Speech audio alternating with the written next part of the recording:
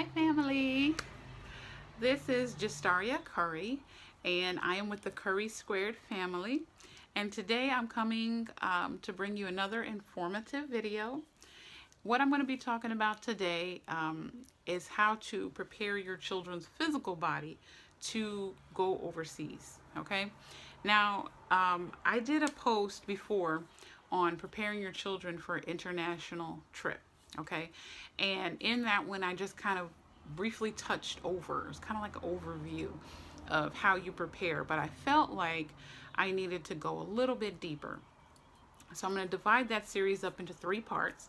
This part here is the second part, in which I will talk about the physical body. The third part, I will be talking about, the mental and emotional, how to prepare them in that way. Okay. Now some people feel like, doing all this, you're probably doing the most, but I think it's important that you do your best to prepare your children as best as you can before you bring them overseas. You'll never be fully prepared. Something may always come up, but just do the best that you can. I always err on the side of just prepare yourself as best as you can and deal with other stuff as it comes. I'm not this type of person you just jump out there and figure it out as you go along. Maybe when I was single, but not while I got kids. All right, so as usual, bang, got the notes. Love to stay on track. That's very important, so let's dive into it. Now, when you're taking your children across the world, okay, you are exposing them to, new bacteria, pathogens, germs, all of that, that their body is not used to experiencing. And when you do that, of course, the body has to figure out a way, how do we deal with all this that's coming to us? And so knowing that, you want to make sure that you prepare the body the best way you can in order to be able to fight off any invaders that may be coming into your child's body. Okay, so the first stop needs to be the doctor's office. Okay, at the doctor's office, you need to get your children a complete checkup and a full blood panel. In that blood panel, you want to make sure you talk to your doctor and ask them, listen, or really let them know, I want my children's nutrients tested. Okay, you want to make sure that they're checking vitamin D levels and what's their zinc looking like, vitamin C, all of that. How are the nutrients within my children's body? What are the levels looking like? You want to be able to do that and to know that. That is your first thing, arming yourself with the knowledge of where is their body at currently. Okay, that's as far as their body. Now, if they have, eye issues, or even if they don't, take them to get a physical, a checkup for their eyes, dental work, because you definitely don't want to go over there with any dental issues that may pose a problem immediately. Okay, so you want to make sure you deal with that. My son has a severe nut allergy and shellfish allergy, so we scheduled appointments for the allergist. So you may want to think about that as well. Okay, so all of those appointments, what you're doing is gathering information, getting necessary prescriptions for glasses or whatever, and trying to take care of as much physical stuff on this side that you can. Okay, you may be going to a country where their healthcare is on point. I know in Thailand, I heard that their healthcare is on point, but even still, you want to make sure, that's my phone, I was like, what is that? You want to make sure that your children are prepared. Okay, and so like I said, they're gonna have they're gonna be exposed to a lot of different little germs and critters, and if they're eating street food and breathing in certain air, drinking certain water, their body is going to be exposed to so many things that it hasn't been exposed to before. And so one of the most important systems in the body that you need to make sure that is strong is their immune system. Okay, now what is an immune system? An immune system, I like to think of it like an army. Okay, with an army, the army is designed to protect, defend, right, the country that it's in, correct, as well as to identify any foreign invaders. The same thing with your immune system. The immune system is like the army for your body. The white blood cells are constantly scanning over your body, sending out antibodies to mark invaders, and then they're going out to get those invaders, engulf the invaders, and to destroy them. Okay? And so this particular system, while it's all over your body, the largest part of your immune system, I think a big portion of it, like 70%, is in your gut. The rest 30% is scattered throughout your body.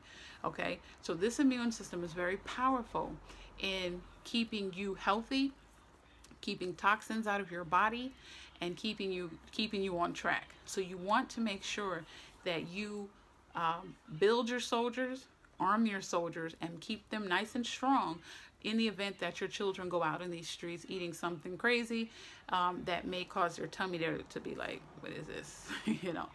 So we're going to talk about how to boost the immune system, since I feel like that's one of the most important systems. All of them are important, all of the body systems, but the immune system is important. So I'm going to talk about that one. Okay, so we talked about what an immune system is, and we talk about what it does. Now, let's talk about how to boost your immune system. Okay, so the first thing that you need to do in order to boost the immune system is improve the gut health.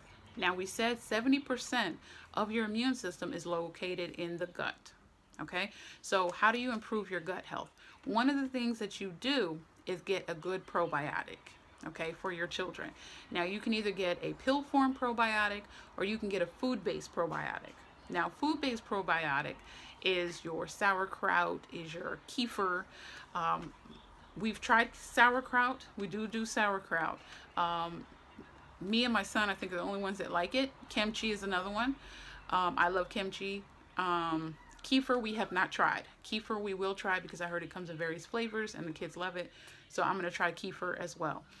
I come from and subscribe to, I should say, a more naturopathic way of thinking. I believe that the body, given the proper tools, can do what it says it does when it was created, and that is to heal itself. If you give all the properties that it's supposed to have, it can do what it was designed to do, and that is to heal itself. Okay, I mean, these bodies were intelligently designed. Okay, and so if you give it what it needs, it'll do it. It'll keep you together. Okay, so what are probiotics? Probiotics are live, good, friendly bacteria, okay, that is in our gut, which is necessary for our gut, okay, and it naturally occurs in our gut. Now, why do we need good bacteria? It protects the digestive tract. It helps us digest food, okay? It helps us to clear out toxins, and it shields us from invading bacteria and viruses. That is why we need it, okay? And so make sure that you're treating your children with a good quality probiotic. Make sure it's not expired. Make sure it's a good high number of colony, I think, of CFUs, which is important, and start it as soon as you can, okay? If you have too high of the negative or bad bacteria, then you're weakening your immune system and you're more susceptible to diseases and viruses, okay? Excuse me. Ooh, dusty. All right, number 2, how you boost the children's immune system is plan out their diet carefully. Okay, now you want to limit or really eliminate, you know, if your kids are having a healthy diet of additives, preservatives, high sugar, colors, you know, allergens, anything, you want to limit or eliminate those things from your child's diet. Why? Because they weaken the immune system, okay? Like I said earlier, you want to make sure that you go to the doctor and get your blood work. Once you got your blood work, you'll understand where your children's levels are as far as their vitamins and things like that. If they're low in something, you can fill the gap. And, you know, for example, like with zinc, let's say your child is low in zinc. Well, zinc is a part of the it aids in white cell production, white blood cell production, right? So your white blood cells are like your army. So if you are low in zinc, that's almost like you're low in your army. You know, you're low in the ability to be able to create your army. And if you can't create an army, you're going to be in trouble, okay? So that's why you need to make sure that you boost up their zinc. Okay, so that just kind of gives you a little bit of an example.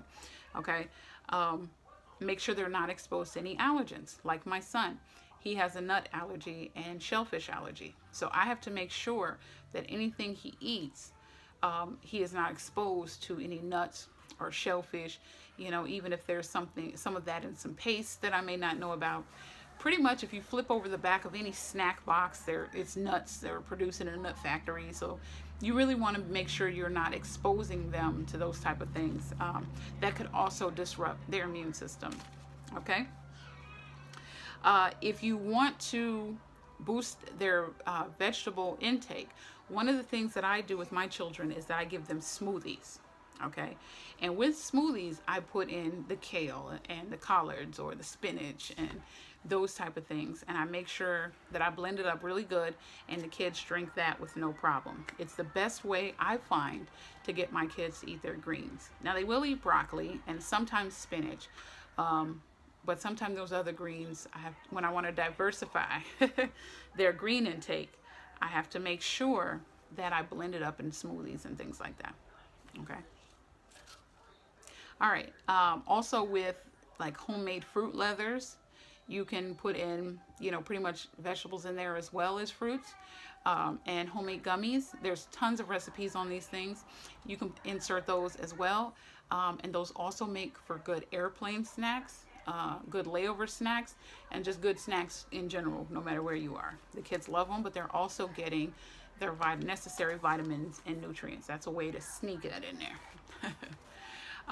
And I would recommend too, you know, when you're going out to different countries or different places, you know, with your children, I would say pace yourself in terms of the foods that you expose them to. There's tons of exotic foods, fruits, meats, tons of exotic things. And it's like, for me, when I take my kids out, and especially when we've gone out, I always try to make sure that, okay, you can try this, a little bit of this, but let me make sure you got your fruits, vegetables, and clean meats to eat as well.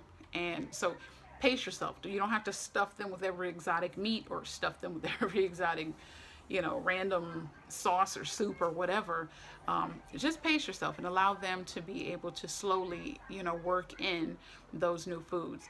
I've been doing that. I plan on doing that when we go to Thailand. I know Thailand, it has a lot of curries and various nut sauces and things like that that we have to be careful of. But at any rate, I plan to, if it's something he's allergic to, eliminate it for the whole family. I don't bring it home or anything. Or if it's something he can have and it is just something that may trigger his stomach a little bit, he's not used to it, grasshoppers and all that, I may limit that. So don't be ashamed to do it. I mean, you may go out there and gobble up everything. You may be careful because you may end up on the toilet. But I would just say with kids, you know, and especially with my kids, I'm just a little more cautious in terms of what they eat. You know, and I try to stick to, you know, something that looks edible and that's not going to cause them to be, you know, on the toilet or sitting up in the house the whole weekend. So that's important. So make sure you plan their diet out carefully, okay? And by doing that, insert all of the nutrients and vitamins that they're deficient in, and, you know, strengthen their body and things like that with good proteins and healthy fats and carbs. So that's that. 3, make sure they get plenty of sleep, okay? Now, children need between 10 to 16 hours of sleep, okay? Now, it really depends on the age of your child in terms of exactly what that number is.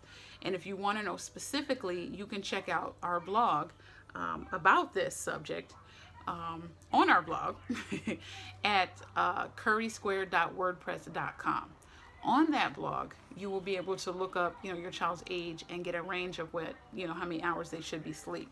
They need to be good in sleep. Their rooms have to be treated almost like a sleep oasis. Remove electronics out of the room, especially for electromagnetic stuff going on.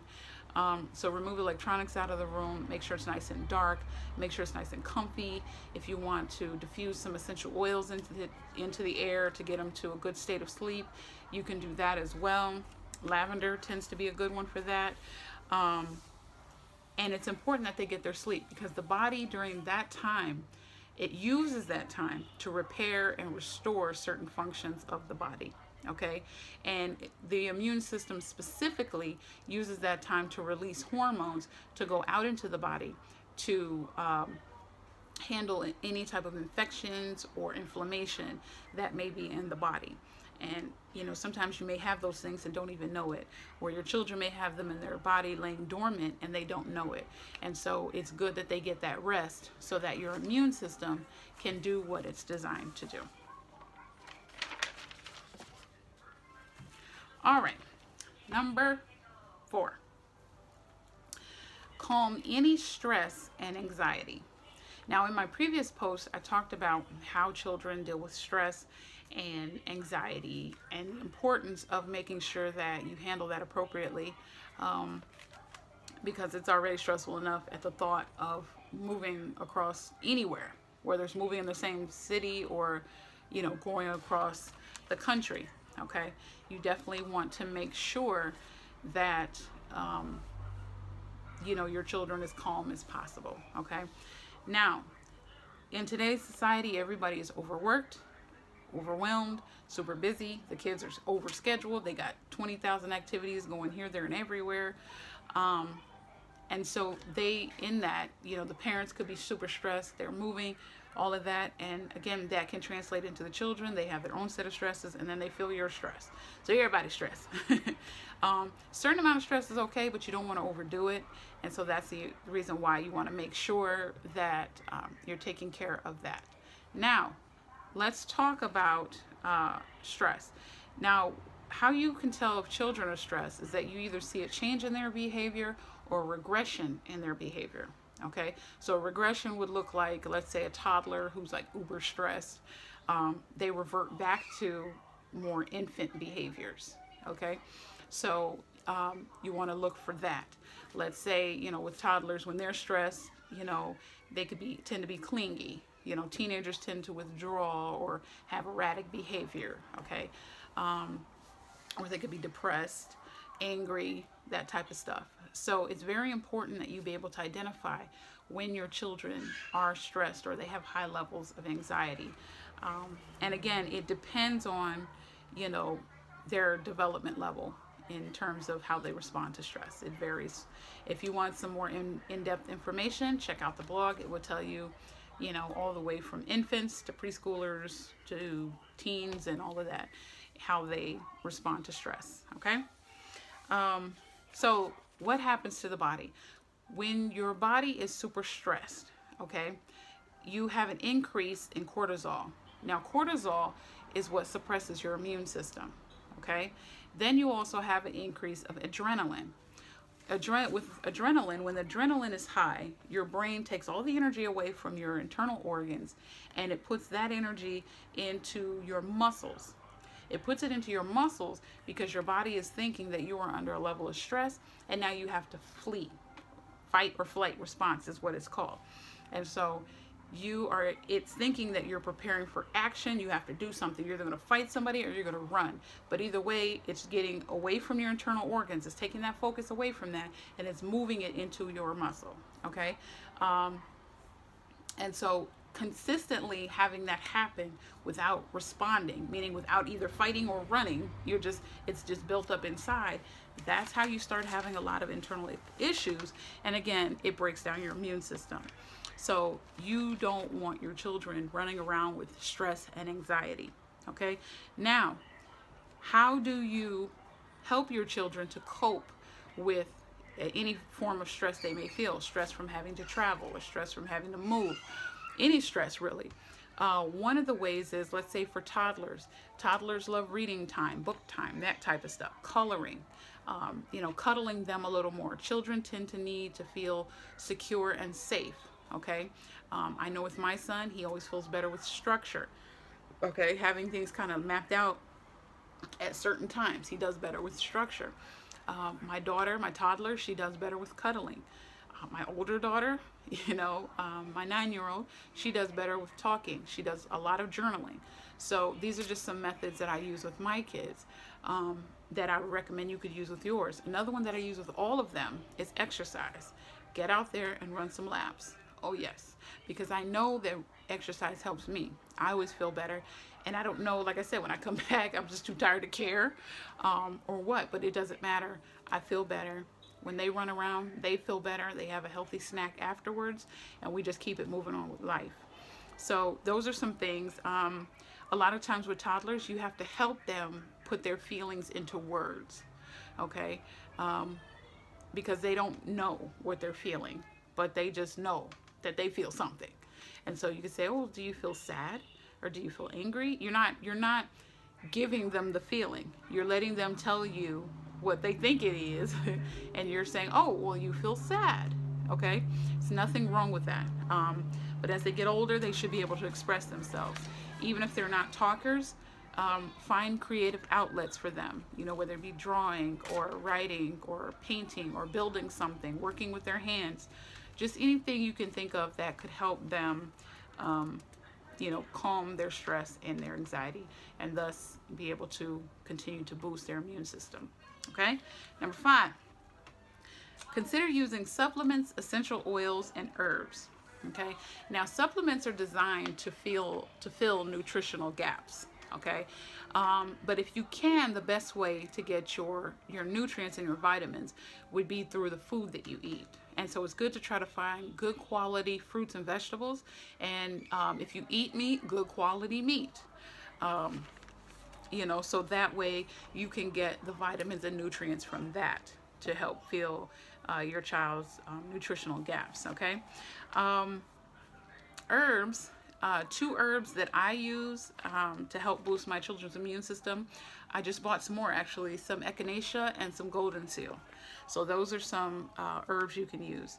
Now, as with anything, you want to make sure that you check with your doctor and let them know these are the herbs I plan on using, or these are the supplements I plan on using. You want to let them know specifically if your child is on any type of medication or on any other type of medicines or anything like that, because you want to make sure that what you're doing doesn't interact negatively with what they're already taking or doing. Okay, if you go see a naturopathic physician, they usually put together a whole plan for you with all the, you know, herbs, vitamins, and all this other stuff that's needed, and they pretty much already know what interacts with what. They don't want you to do it, it won't be on there. You know, so check it out that way. Okay, but consider using those, because that also helps. It gives them a little boost. Okay, and then 2, you know, a lot of times they may not be getting it from their, you know, the nutrients from the foods they eat, because maybe the quality of the food isn't great. So sometimes it's good to have those supplements to kind of, or herbs to kind of also give you a boost, okay, and give them a boost as well. All right, number 6, exercise and vitamin D. Okay, well, let me say this side note too about nutrition and vitamins. For infants, okay, the best milk is the breast milk, hands down. That's the best milk, okay, from the nutrients, the vitamins, from you know, the antibodies, it's the best, okay? But if you're in a situation where you're not able to give breast milk, okay, then find a formula that is super close to the breast milk, okay, that has the vitamins and nutrients and everything in it that is close to breast milk as possible, and you can use that for your infant to help build their immune systems as well, okay? All right, so number 6, exercise and vitamin D. Okay, now every cell needs vitamin D, including the cells in your immune system. Okay, and so if you get vitamin D, let's say from a food form, you can use salmon and mackerel. What else? Oh, cod liver oil is another good way to get vitamin D. One of the best ways to get vitamin D is to get your kids outside, running around, let that sun hit their bodies. You know, I know everybody's scared of skin cancer and all of that, but you know, there's nothing wrong with getting your children outside, running around in the sun. When I was a kid, we were always sent outside. You're hungry, get something to eat, go back outside. Hot, get a popsicle, go back outside. Like, we was always, the response was get what you need and go back outside. Go to the bathroom, go back outside. Okay, we were always outside. None of us dealt with skin cancer, and none of us were, you know, in trouble or anything like that. It was just We were just always sent outside. And so I'm so grateful the weather is getting better because I can send my kids outside. But what happens with how you get vitamin D from the sun is that the cholesterol that is in your skin, it grabs the sun down. Well, the sun comes down on it. It grabs the sun and it converts it into a form of vitamin D that the body can actually use. Okay, so that's that whole little process. And so it's just perfect. Again, strengthens the immune system, strengthens the mind, gets them outside running around, get some fresh air, digging some dirt, you know. It helps them out completely. All right, so I don't make this video too long. Let's go to the last point. The last point to help boost your children's immune system, and I would say with this one, it's more of a protective thing to help protect the immune system, is good hygiene. Okay, teaching your kids about washing their hands, brushing their teeth, cleaning up after themselves, wearing clean clothes, and cleaning their bodies. One of the things I do, I don't do it every day, but I do it most of the time, especially if they're out at school or they're out some big crowd, we're at an event somewhere. When they get home, I give them a warm bath. I put a little tea tree oil in the bathtub, and I also put in an oil. So it could be olive oil or it could be jojoba oil, whatever I have on hand, and I let them sit in it. The tea tree oil is a good antibacterial, so it helps keep the germs away.